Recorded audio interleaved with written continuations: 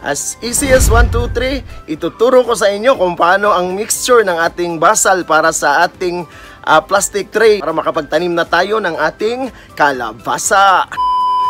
So ano ba ang kailangan nating bilhin at kung ano ang ating makikita lang sa ating kapaligiran? Ang mga kailangan natin ay ang mga sumusunod.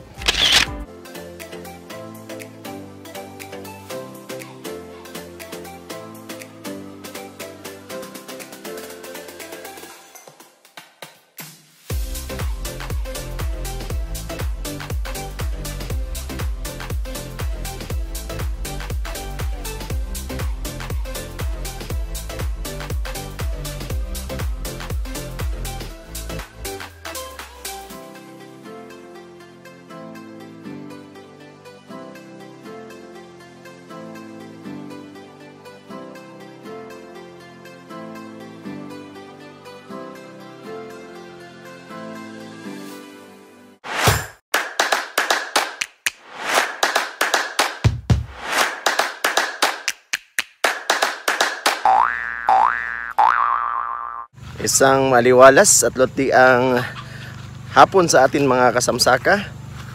Andito tayo ngayon sa ating farm na kung saan ay tayo magdidilig ng tubig para sa ating mga pananim kasi napakainit ngayon dito sa ating area. So kailangan nating magpatubig. So dito tayo sa gitna ng ating kalabasa project or squash project. So papakita ko sa inyo guys kung paano kami magdilig gamit ang aming power sprayer. So itong power sprayer na ito yung dating ginagamit namin na pag nag-spray kami sa aming Cavendish or sa aming Cavendish.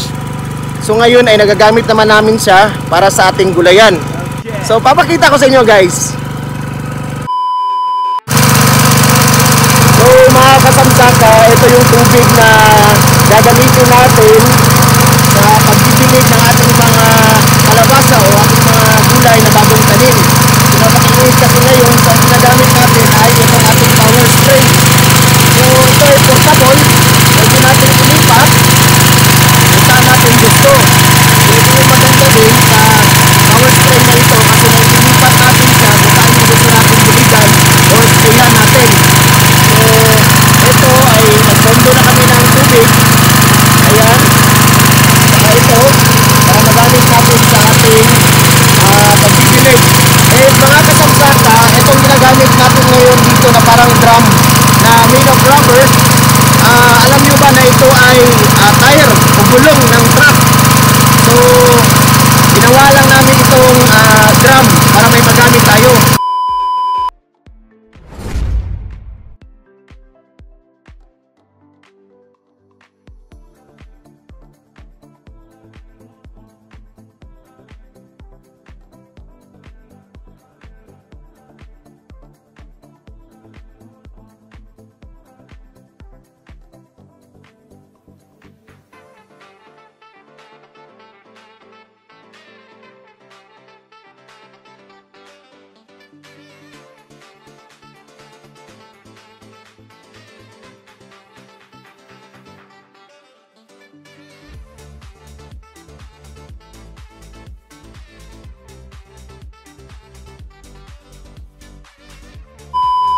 Bibigay ako sa inyo ng trivia about kung ano ang kalabasa. So later ay i-introduce ko sa inyo ang kalabasa o ang squash project natin. Okay. So sa ngayon, I'm going to give you a quick tour sa ating kalabasa project para naman magkaroon kayo ng glance na after namin magtanim ng ibang crop dito ay sinusundan talaga namin at hindi namin hinahayaan na maging bakante ang ating lupa. So isa sa mga kailangan natin gawin ay yun nga sabi ko, proper planning. Okay. Dapat meron tayong plano sa ating area na after ng isang produkto or isang crop ay meron na tayong plano kung ano ang isusunod natin para naman hindi mabakante ang ating mga lupain or ang ating lupa or ang ating farm. Kasi nasa diskarte din talaga ng farmer kung paano siya kikita. Okay. So wag tayong mag-isip na hindi muna ako magtatanim ngayon kasi mahal o mura, kundi magtatanim tayo kasi kailangan natin na i-maximize ang ating area at hindi matulog ang ating area. So sayang din naman na baka na makajackpot tayo or kahit mura, at least meron tayong kikitain at hindi natutulog ang ating mga lupa. So, di ba? So, sayang din naman. So, punta tayo doon sa baba kasi doon tayo magsisimula. Bibigyan ko kayo ng madaliang or quick tour or hindi gaano kadaling quick tour sa ating area. See you! Hello, what's up mga kasamsaka? Dito tayo ngayon sa ating kalabasa project or sa ating squash project. Ito ay 3-week-old na kalabasa. Ayan. So, last tanim natin dito ay kung sa naalala ninyo, ang ating itinanim dito ay ang ating atsal. Okay. So, since natapos na ang naka-ani na tayo at produkto sa ating mga atsal, ay nag-decide kami na magtanim ng ating kalabasa. So ito yung 3-week-old kalabasa natin, and sa nakikita ninyo, halos pantay-pantay ang kanilang paglaki. So ang measurement namin dito ay nasa 1.5 meter or 1.5 meter dito, papunta dito. And in between plants, dito, papunta dito ay 2 meters. Yun yung measurement na ginamit namin.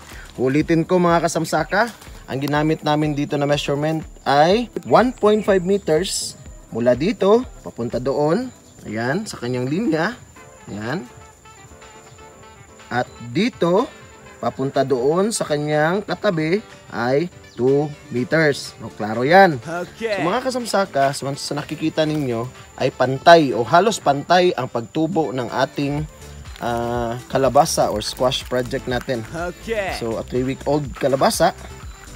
So ito na siya. Nag-start na siyang gumapang. Nakakaroon na siya ng kanyang mga vines na gumapang or gagapang. So napakaganda din ng kalabasa mga kasamsaka kasi hindi masyado ganun kaalagain. So kailangan lang talaga na nilagyan lang namin ito ng paunang or basal namin na ipot ng manok. At hindi pa kami nakapag abono dito, subalit napakalusog ng ang lulusog ng ating mga kalabasa. So ayan mga kasamsaka, ayan, nagsisimula ng gumapang ang kanyang mga udlot, ang tawag sa amin dito. Ayan, yan yung udlot niya. Ayan. So yung vines niya ay gumagapang na, o kagaya dito. Ayan. Ayan. Ayan, 3-week-old pa lang ito mga kasamsaka. Pero talagang napakaganda ng kanyang tubo. Ayan. So masasabi ko talaga na magandang klase ang lupa dito sa amin. Kasi sa nakikita ninyo ay kahit anong klaseng produkto or gulay ang aming itanim ay talagang tumutubo ito ng maganda. Nagbibigay talaga sa atin ng bunga. So ayan na. So tayo nagpapasalamat sa ating kasamsakang Kaloy at In at the rest of the team ng ating JDC Farm. Ayan. Diba? Ang gaganda ng dahon.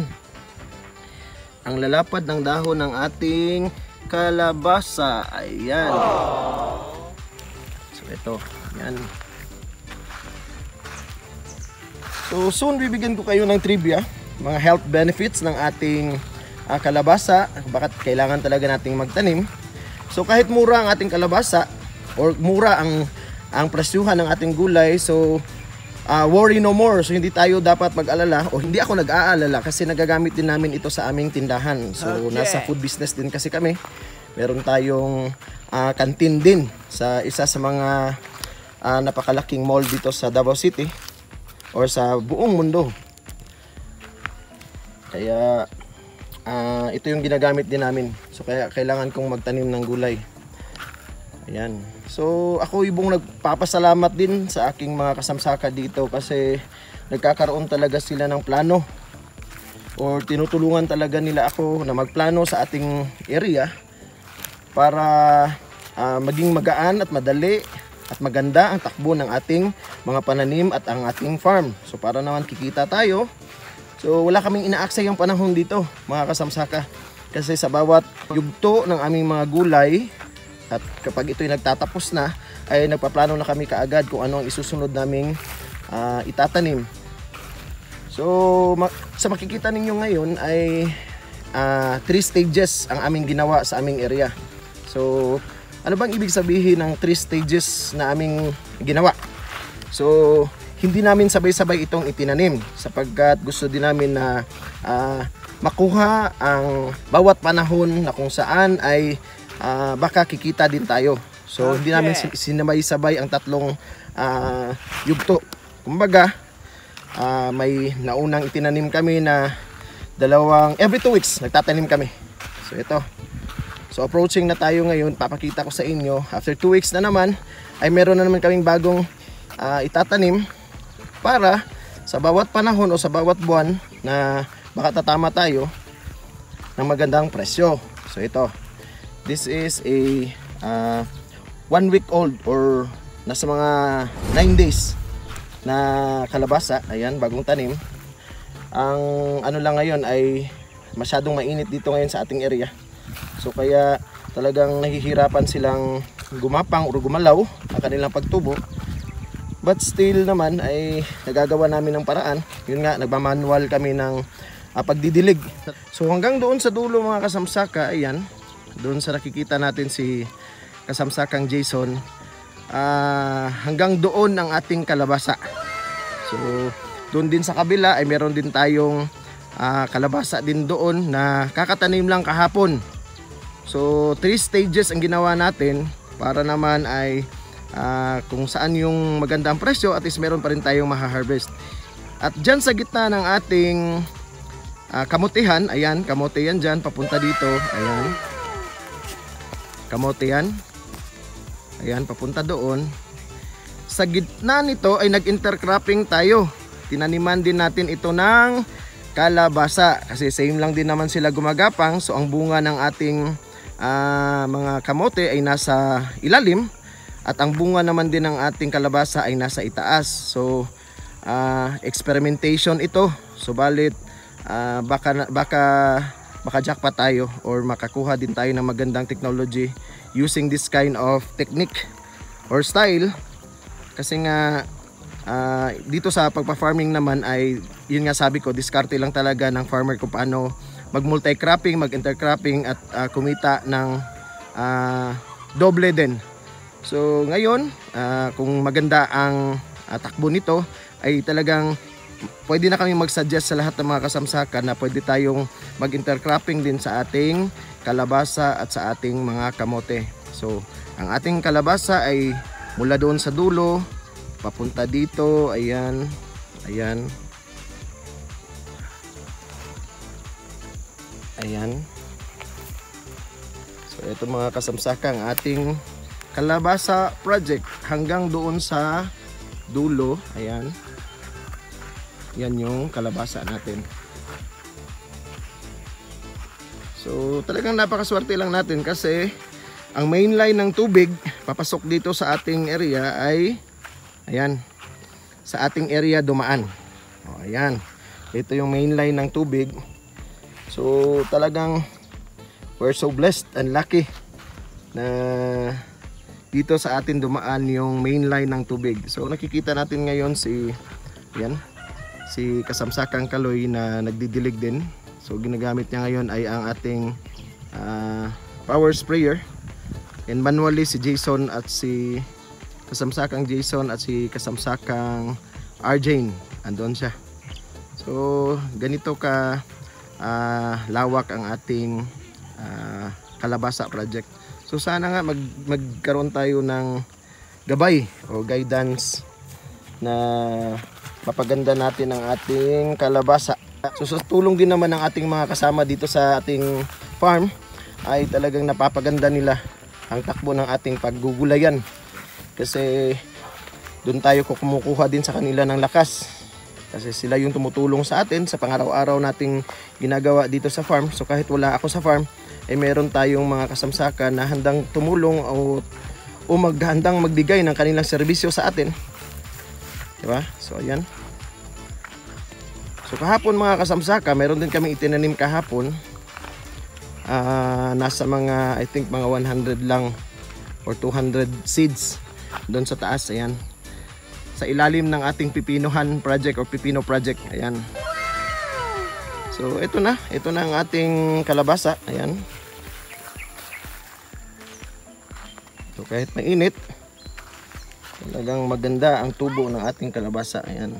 So ang daming benefits na nakukuha natin sa kalabasa. Isa na dito yung protection sa heart. Pwede din itong pang diet, protection sa ating anti-cholesterol, protection sa ating mga mata. Ang daming benefits mga kasamsaka at i-explain ko sa inyo kung ano ang mga benepisyo na makukuha natin sa ating kalabasa. Ayan mga kasamsaka, ang swerte namin. Parang uulan na naman ngayon. So every time na nagdidilig kami, talagang binibless kami at talagang inuulan. So sayang din naman kasi ito yung naitanim namin kahapon at sobrang init kasi. So medyo minghoy ang pagtubo ng ating kalabasa. Pero kaya to, hindi naman sila namamatay. So kaya nagmamanual tayo, manual dilig tayo. Yan. Puntahan muna natin si kasamsakang in. Nagmamanual dilig sila kasi nga nabutas ang aming ang hose ng aming power spray. So ngayon nagmamanual sila. Okay. Ayan. Pero ngayon medyo may mga patak-patak ng ulan, hindi lang kami sure kasi na uulan ba talaga o babagsak ba talaga ang ulan. Kaya sisiguraduhin na lang natin na madidiligan natin ito. Kawawa naman, sayang ang ating So kung hindi natin ito bibigyan ng tuon o pansin, talagang mamamatay ito pag hindi natin diniligan. But still, papakita namin yan sa inyo ang recovery ng aming. Ayan na, malakas ang ulan mga kasamsaka. So swerte tayo. Ayan tingnan nyo. Ayan, bibigay na siya ng ulan sa atin. Ayan, di ba? Bumubuhos ng ulan. Ito yung intay namin ng napakatagal. Hindi naman ganoon katagal. Pero kasi sa paggugulayan o sa paghahalamanan, 2 araw, 3 araw na walang ulan ay matagal na talaga yan. So kailangan talaga natin ito.